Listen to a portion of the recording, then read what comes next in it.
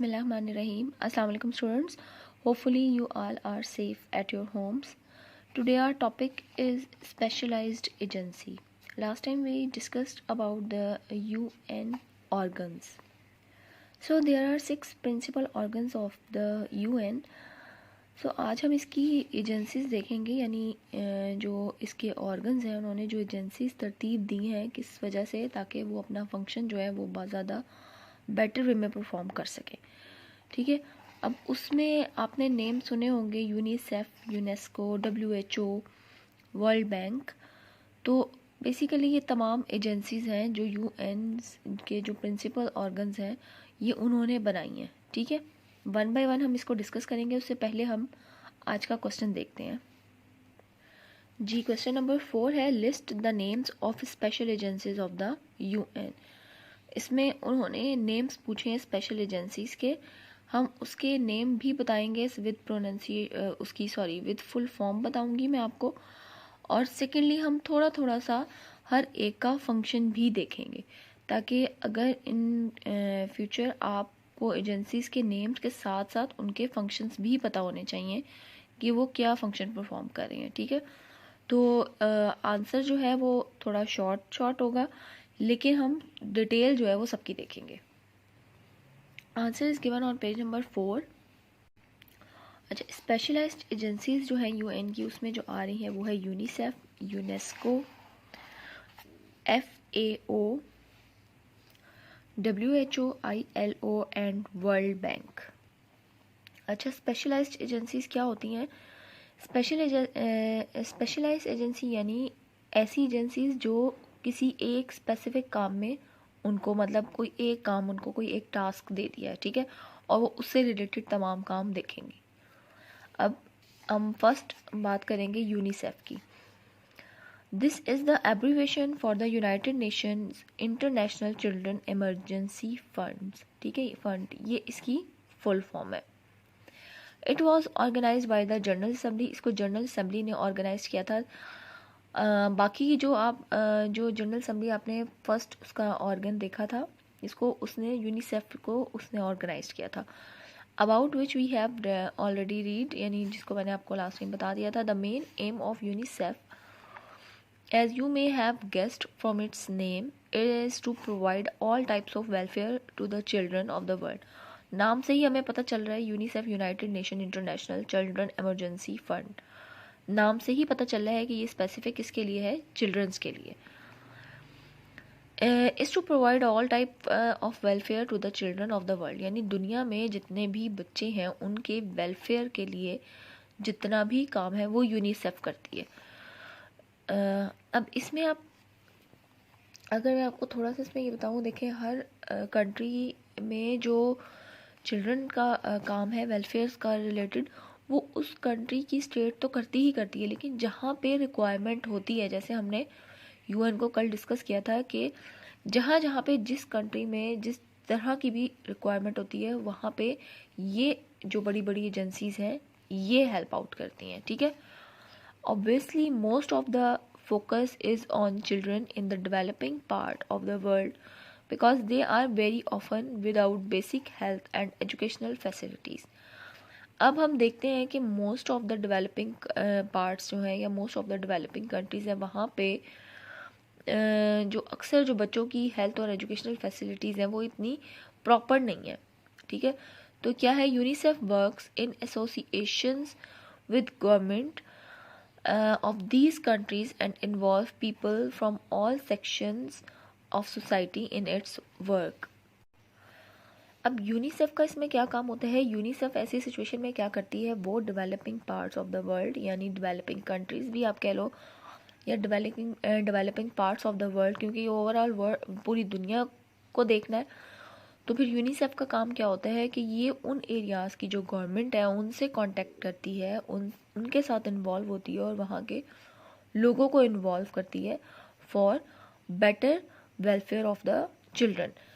So UNICEF receive the Nobel peace prize in 1965, यानी UNICEF को कितना नोबल प्राइज कब मिला था? 1965 में। अच्छा, ये था यूनिसेफ, इसकी फुल फॉर्म, इसकी एब्रीविएशन मैंने आपको बता दी। फिर इसका मेन फोकस क्या है? चाइल्ड चिल्ड्रन, ठीक है, चिल्ड्रन की तरफ, उनकी वेलफेयर की तरफ।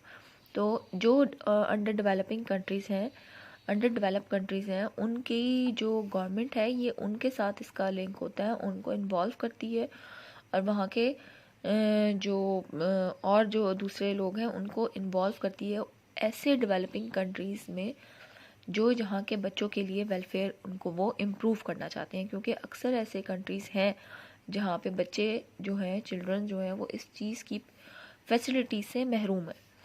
इसके बाद है यूनेस्को।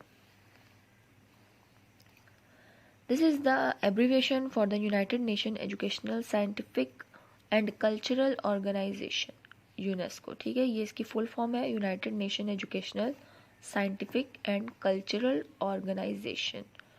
नाम से पता चल रहा है कि इसके फोकस कहाँ कहाँ पे है, एजुकेशन की तरफ, साइंस की तरफ, और इसके कल्चर की तरफ, ठीक है।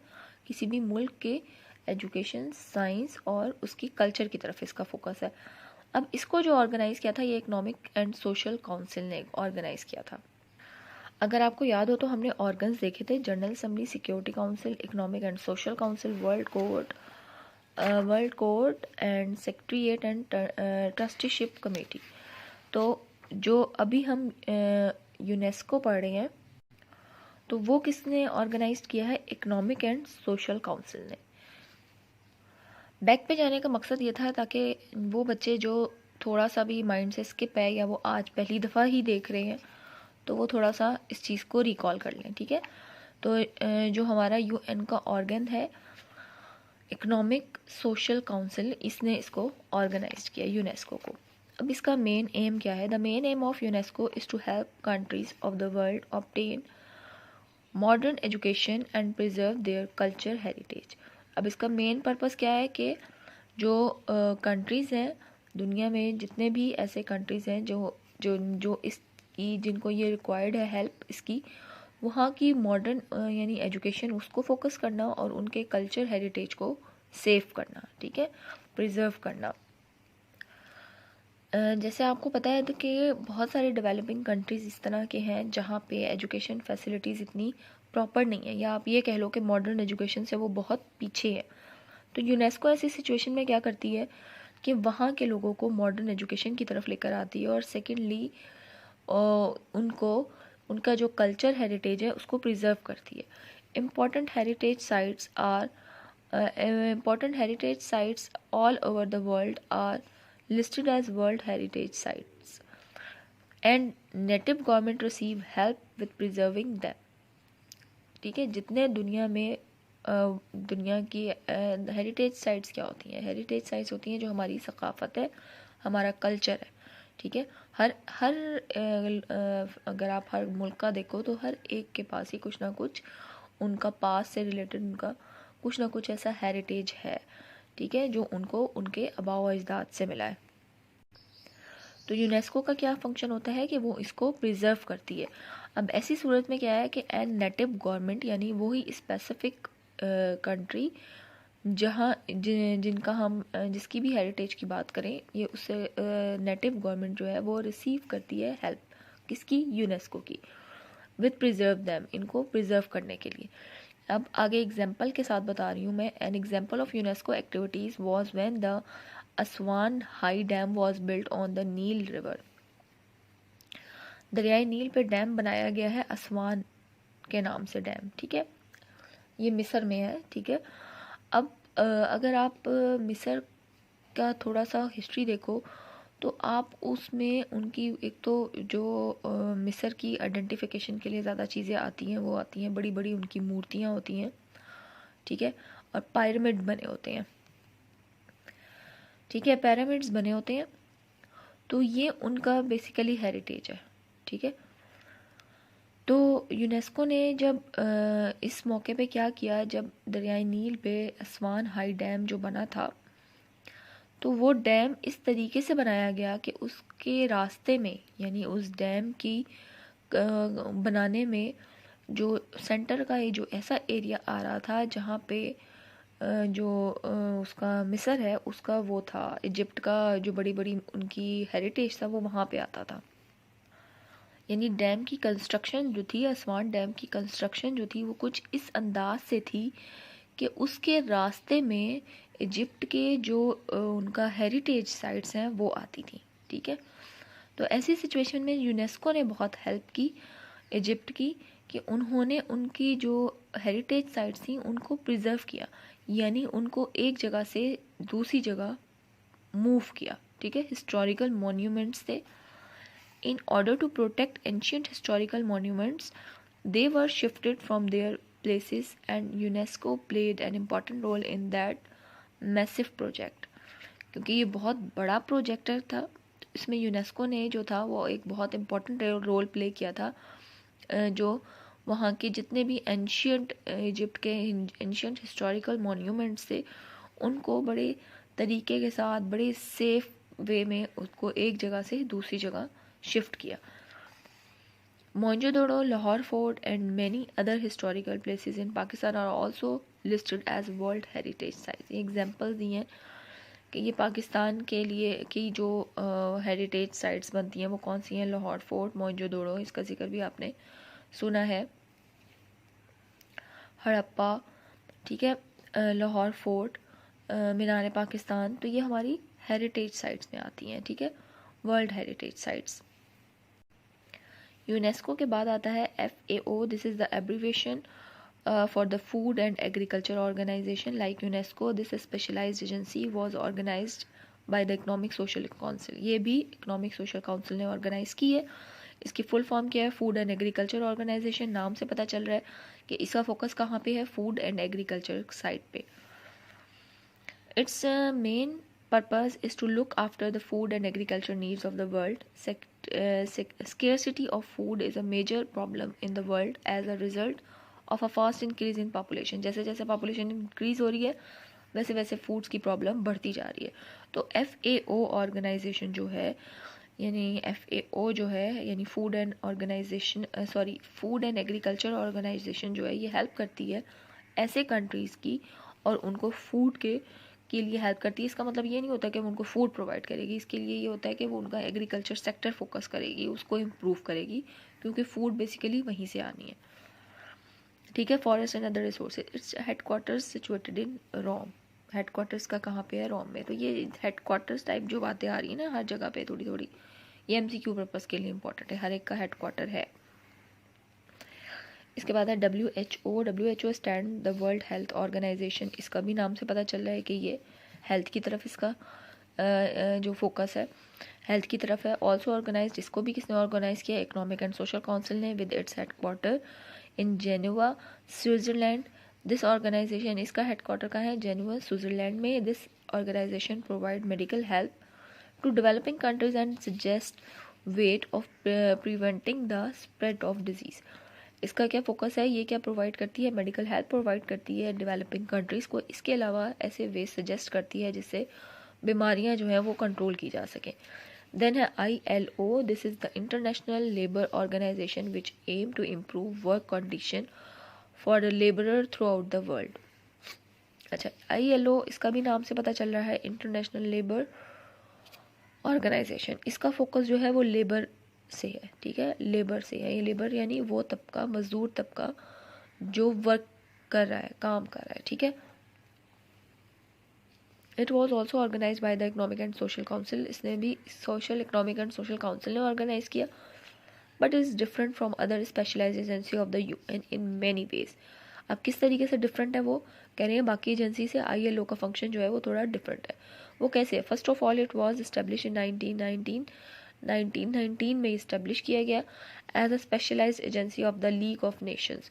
जब मैंने आपको स्टार्ट में बताया था कि फर्स्ट वर्ल्ड वॉर के बाद लीग ऑफ नेशन बनाई गई थी और ये ILO जो था ये पहले उसका पार्ट था, लेकिन जब लीग ऑफ नेशन ख़त्म हुई थी, अपने इख्तिताम पे पहुंची थी, तो उस टाइम 1946 में ILO जो था वो UN का पार्ट बन गया था।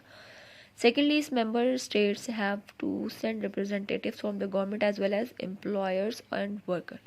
अब मैंने आपको स्टोरी में बताया कि इसका काम जो है वो थोड़ा सा बाकी एजेंसी से डिफरेंट है। वो इस तरीके से डिफरेंट है कि ILO के जो मेंबर्स हैं वो जस्ट गवर्नमेंट से उनका लिंक नहीं होता, वो एम्प्लॉयर से भी लिंक रखते हैं। ठीक है, जैसे हर एम्प्लॉयर का एक लेबर यूनियन होती है एक, ठीक है, उसका एक हेड होता है।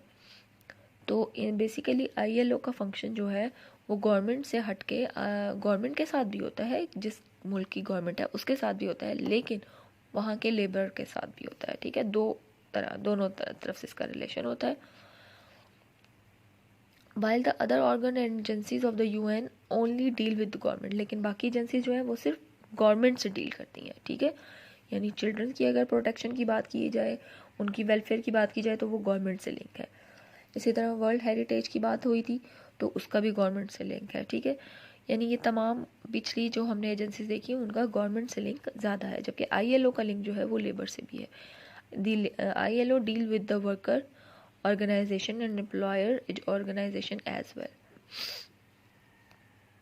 Its headquarter are Geneva, Switzerland. इसका हेडक्वार्टर कहाँ पे है? जेनेवा, स्विट्जरलैंड में। अच्छा जी, WHO और ILO इन दोनों का हेडक्वार्टर कहाँ पे है? स्विट्जरलैंड में। इसके अलावा इसको भी नोबेल प्राइज़ मिला था इन 1969 में। अब बात आती है वर्ल्ड बैंक की।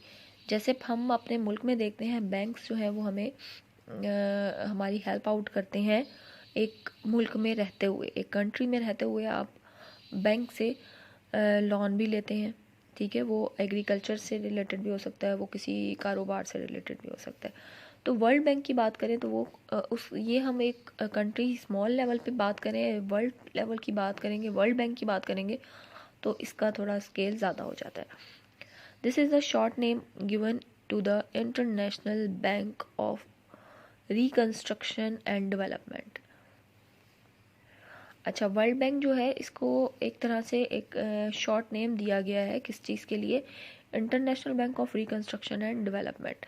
ये एब्रीवेशन नहीं है, बट ये उसका फंक्शन के अकॉर्डिंग उसका नाम थोड़ा सा शॉर्ट कर दिया गया। The world bank offer loans to the poor countries and help with their development. World bank क्या है? वो पुअर कंट्रीज को लोन देता है, इसके अलावा उनकी डेवलपमेंट में हेल्प करता है। It is a very important organisation which has carried out many successful projects. बहुत सारे सक्सेसफुल प्रोजेक्ट्स की हैं इस ऑर्गेनाइजेशन ने। In 1947 Pakistan and India developed